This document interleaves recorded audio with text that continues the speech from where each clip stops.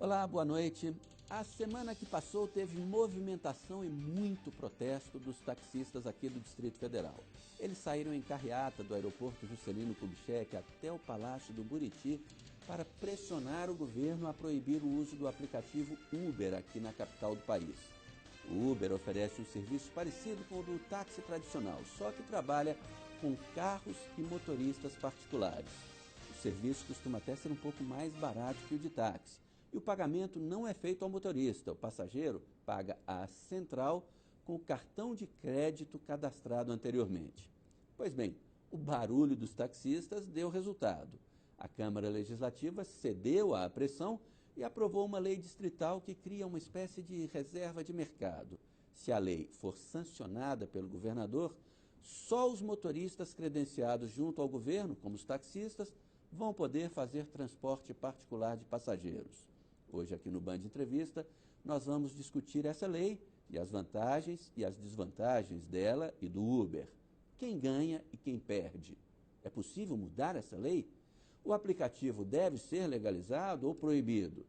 Para responder a todas essas e muitas outras perguntas, estão aqui conosco no estúdio da Band o presidente da Associação dos Taxistas do Distrito Federal, José Araújo, e o advogado Ricardo Barreto de Andrade.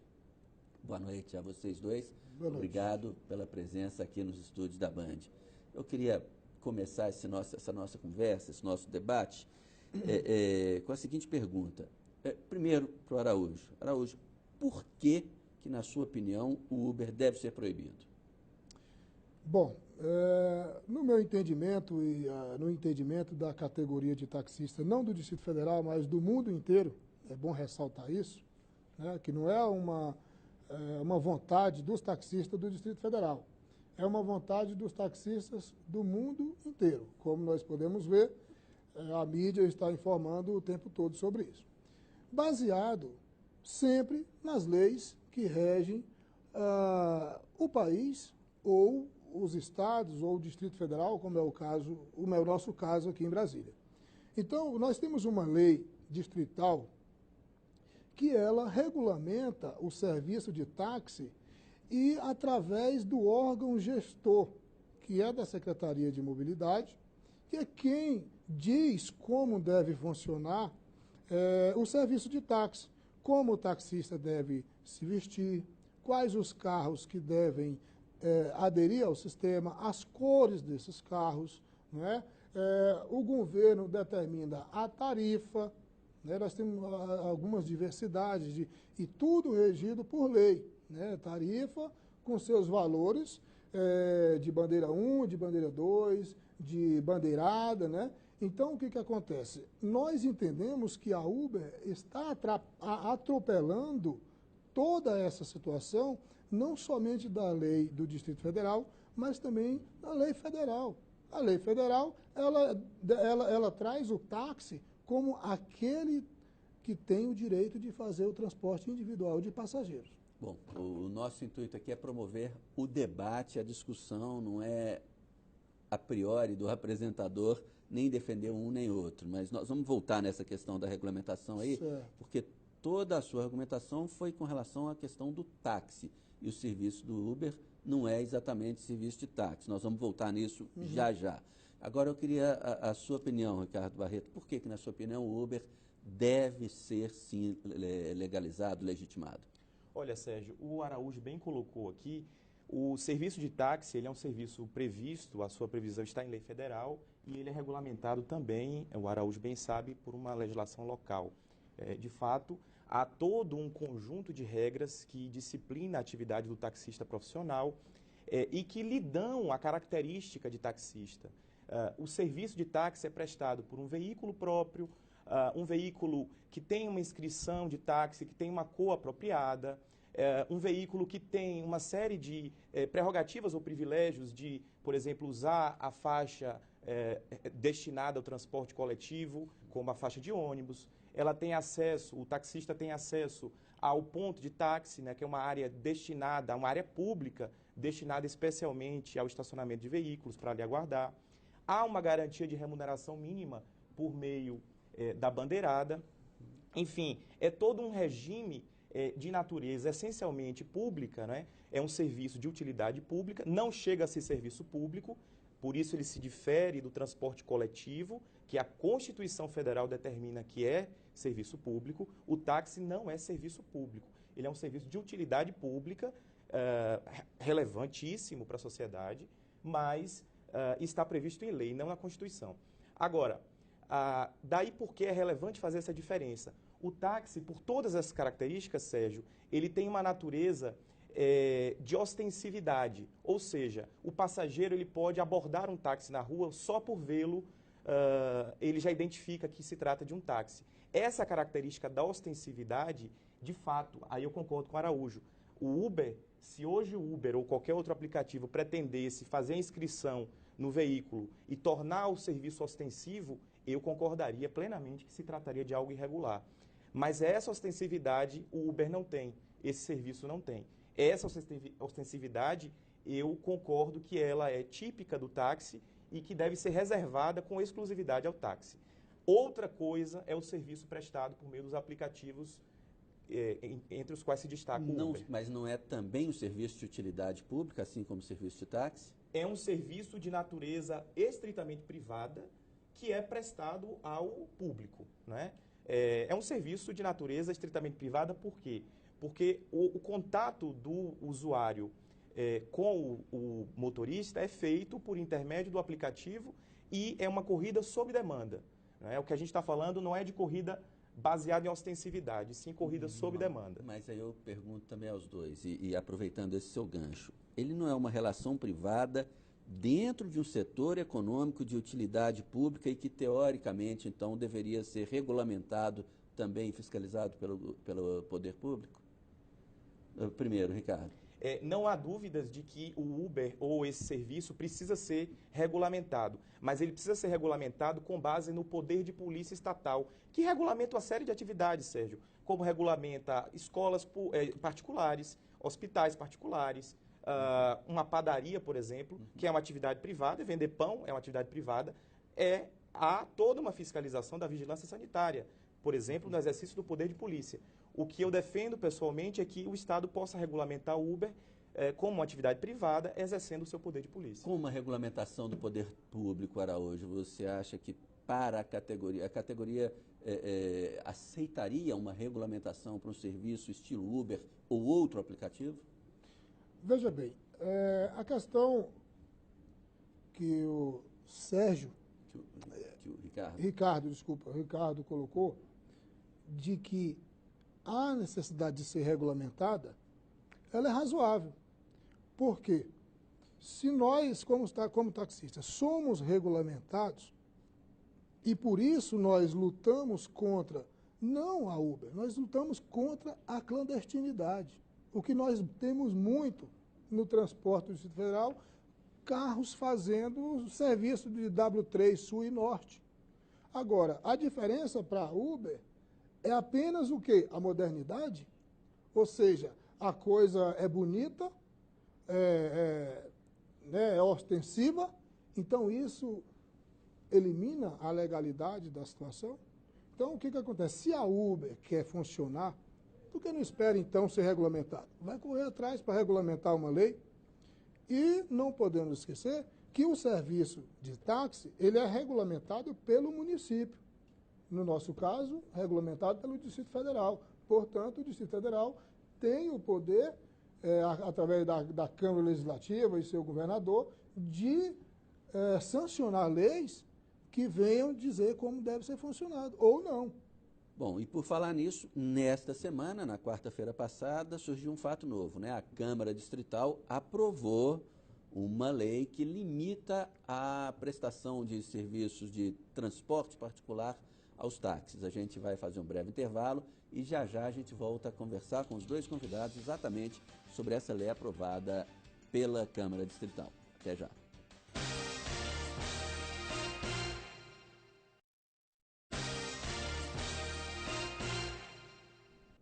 Bem, continuamos o nosso programa de hoje, que recebe o presidente da Associação dos Taxistas do Distrito Federal, José Araújo, e o advogado Ricardo Barreto. Nós estamos falando sobre o Uber, aplicativo para o uso de táxis. Nessa semana, né, no final do bloco, a gente deixou essa questão no ar. A Câmara Distrital aprovou a lei que limita aos táxis o uso do transporte particular de passageiros. Araújo, vocês já têm alguma indicação do governador de que ele vai sancionar essa lei ou vocês temem pelo veto? Olha, nós estamos confiantes que o governador vai sancionar essa lei, porque cabe a ele, né, como já disse antes, dizer quem pode e quem não pode fazer esse tipo de serviço dentro do Distrito Federal. Então, eu não vejo diferença nenhuma entre o aplicativo que está aí em questão e um outro particular que resolve fazer a lotação no seu carro. Ele não está sendo regulamentado pelo governo de qualquer forma. Mas eu acredito, nós acreditamos que o governador vai sim sancionar isso aí, vai resolver a situação. Vocês tiveram algum tipo de negociação com o governo ou não? Tivemos, não negociação, mas nós tivemos uma conversa, né, muito agradável com o governador, aonde ele garantiu a todos nós que iria resolver esse problema. Inclusive, quando surgiu a Uber aqui em Brasília, ele pediu um parecer da Procuradoria e procuraram saber da Uber qual seria realmente a intenção, qual era o que era a Uber. E até hoje não deram resposta nenhuma. Isso já tem bastante tempo. Nós temos também questionamentos do Ministério Público Federal que está investigando a Uber, né? Nós temos, por parte da diretoria da ANTT, declarações baseadas em leis, né, que considera esse aplicativo como um transporte pirata, que está sujeito a R$5.000 de multa. E ele realmente é um transporte que não deve permanecer entre nós. Agora, Ricardo, se a lei for sancionada, pode haver algum recurso à justiça? Eu li um artigo seu e entendi que, na sua opinião, esse tipo de iniciativa seria inconstitucional. Por quê? Porque todos nós, cidadãos e poder público, os entes federativos, estamos submetidos à Constituição Federal. A Constituição Federal estabelece, Sérgio, que toda atividade econômica é de livre iniciativa, em liberdade, em regime de livre competição. Toda atividade econômica, salvo aquelas expressas claramente na Constituição ou que haja previsão legal razoável para tanto. No caso, não é o caso, porque, me permita, a Constituição Federal estabelece que as atividades econômicas os serviços devem ser prestados de forma a atender a sociedade. Nesse caso concreto, o que se coloca é um conjunto de interesses que são legítimos, né, de que a categoria tem os seus interesses e são legítimos aqui em qualquer lugar do mundo. Como o Araújo bem colocou, esse não é um debate brasileiro, esse é um debate que está sendo colocado no mundo todo. E eu acho que é pertinente, Ricardo, discutir a regulamentação desse serviço e não, como fez a lei, a sua proibição, pura e simplesmente, no seu artigo 7º. E eu já vi que o Ricardo não concorda com essa teoria, olha só, pode dizer. Tá, eu não vou discutir a legalidade dessa lei, até porque o formado em direito aqui é o senhor. E eu imagino que o senhor deve estar fazendo essa participação nesse programa, não simplesmente para aparecer na televisão. Eu acredito que o senhor está sendo, sim, de alguma forma remunerado por esse aplicativo, porque ele tem muito dinheiro, né? Então, eu quero dizer para o senhor que, se a Constituição nos dá o livre-arbítrio, eu lhe digo uma coisa: se um transporte clandestino ele é parado em algum lugar pela polícia, pela fiscalização, esses passageiros que estão dentro desse transporte pirata, assim como esse aplicativo, eles muitas vezes são e poderão ser levados até a delegacia juntamente com aquele que está executando o serviço clandestino. Então, cadê a liberdade? Cadê a liberdade? Deixa eu só concluir o raciocínio. Cadê a liberdade, então, do cidadão brasileiro quando ele pega uma bacia de balinha e coloca lá na calçada de frente a um supermercado e ele não é permitido que faça ali a venda daquela mercadoria. Exatamente porque ele não tem a permissão para aquilo ali. Se ele quer fazer, ele quer se tornar um comerciante, se ele quer entrar naquela categoria, então o que ele faz? Ele vai à Receita Federal e os demais órgãos que exigem que seja, que tomem reconhecimento disso e ele se legaliza. Eu então, entendi a colocação do Araújo. Cancela a Uber até que ela seja... Cancela esse aplicativo até que ele seja regulamentado. Ou vão bater na ilegalidade? Esse paralelo que ele colocou não é válido? O Uber seria uma espécie de camelô do transporte? O camelô, a pessoa camelô moderno, né? O camelô, a pessoa que vende produtos, ele compra esses produtos, se ele comprar legalmente e se ele tiver uma licença da prefeitura para vender, que é o que eu lhe disse, a prefeitura ou o governo do DF, no exercício do poder de polícia administrativa, ele concede essa autorização para o exercício da atividade. O que não pode é, na inexistência de lei regulamentando, partir-se da premissa de que está proibido.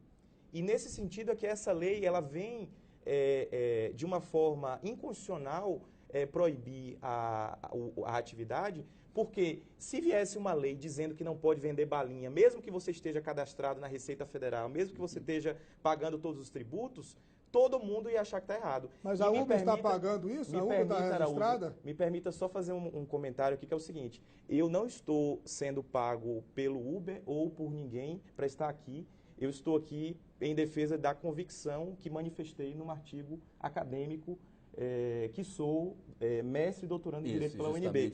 De modo que eu não estou aqui em defesa dos interesses privados ou públicos de ninguém. Portanto, eu gostaria de lhe pedir que respeitasse essa posição. Agora, de qualquer forma, Ricardo, não é uma concorrência desleal? Os taxistas, eles pagam caro para conseguir permissão, tem que submeter uma série de normas exigidas pelo poder concedente, né? Aqui o GDF, em outros lugares as prefeituras. Essa não seria uma concorrência desleal, não? Não há concorrência desleal por duas razões. Em primeiro lugar, os táxis têm também prerrogativas e privilégios atribuídos pela regulamentação atual. O táxi, quando o passageiro vê um táxi passar, ele identifica o táxi e pede para parar. O Uber não tem ostensividade. Eu volto do argumento da ostensividade.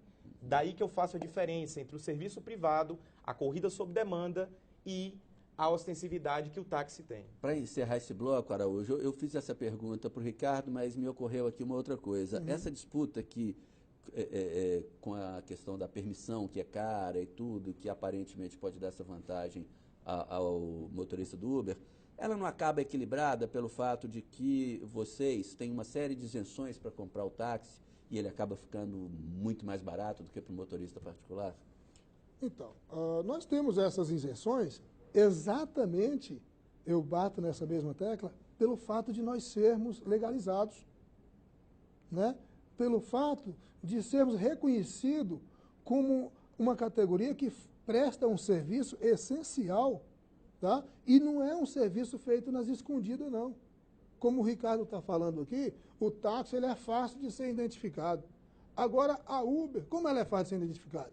Quando me ligaram pedindo, convidando para estar nesse programa, eu pedi que trouxesse alguém, um representante desse aplicativo.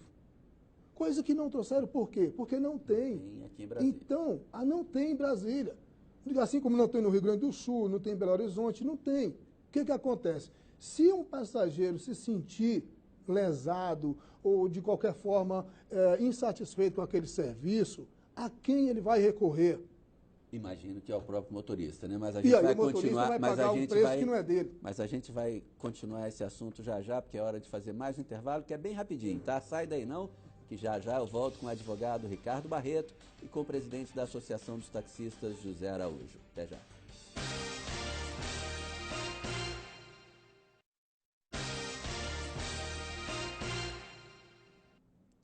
Voltamos para o último bloco do Band Entrevista, que hoje discute a polêmica sobre o aplicativo Uber. Estamos aqui no estúdio com as presenças do advogado Ricardo Barreto e do presidente da Associação dos Taxistas do Distrito Federal, José Araújo.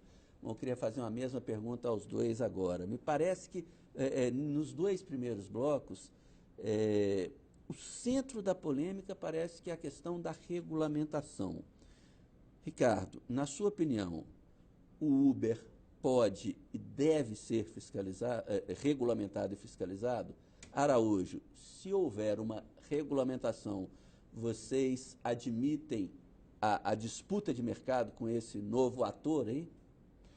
Então, tudo que é legalizado tem que ser respeitado. Né? Eu parto desse princípio que se é legalizado, se é legal, tem que ser respeitado por todos nós cidadãos brasileiros. Né? O que não está acontecendo com essa infeliz que não está respeitando as nossas leis. Né? Então, me permita, se o Araújo admite que regulamentar é possível, ele reconhece que proibir é inconstitucional. Aí está o ponto. Se você reconhece que uma atividade é regulamentável, portanto ela pode ser prestada com base na livre iniciativa, você reconhece também que a proibição dela é inconstitucional. Mas ela está sendo praticada, portanto, é lógico que ela deve ser proibida. Agora, ela deve ser proibida ou regulamentada? Não, ela está... concordaria com a regulamentação. Porém, ela está em atividade... Tá? Ela está em atividade nesse exato momento de forma irregular. Portanto, que ela seja bloqueada imediatamente. É o que nós pedimos ao governador. Tire esse aplicativo do ar, a não ser que ele seja regulamentado futuramente. Qual é o grande nós vamos problema, lutar contra. Araújo? O problema é uma disputa por mercado. Os motoristas do Uber estão tirando uma fatia de mercado que, na sua opinião, seria dos taxistas, ou o problema é a falta de regulamentação, eventualmente até um risco para o passageiro? Não sei como que vocês enxergam isso. Então, olha só, tudo isso aí leva a um ponto que não tem como a gente não entender que é prejuízo para a categoria. Porque o camarada, quando ele é parado num carro pirata por aí, a mídia logo diz que ele é taxista, foi um taxista. Então, a Uber já está sendo chamado de taxista, um táxi diferenciado. Que conversa de táxi diferenciado? Olha só, é clandestino, tem que sair. Se quer atuar no mercado, tem que se legalizar.